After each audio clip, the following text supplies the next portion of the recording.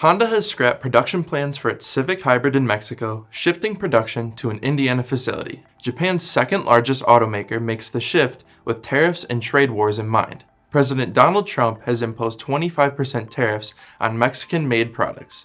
About 80% of Honda's Mexican exports wind up in the United States, selling 1.4 million cars and trucks in the US last year. Furthermore, about 40% of Honda's US sales are imported from Mexico and Canada. Honda may still face retaliatory tariffs as the automaker exports some 60,000 US-made cars to Mexico and Canada. Mexico was originally chosen as manufacturing hub for the Civic hybrid as automotive production costs rose in Canada and Indiana.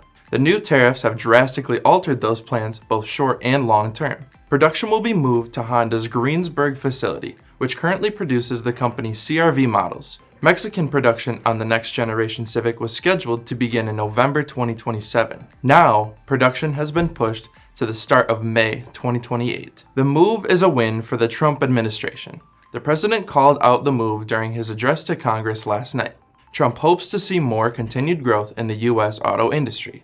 Last year, more than 240,000 Civics were sold across the U.S. Both gas and hybrid models saw a drastic 21% rise in sales, making the Civic Honda's second bestseller following the CR-V.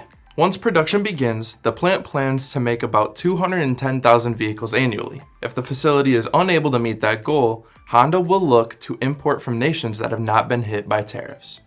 I'm Devin Verbsky, and this is Manufacturing Now.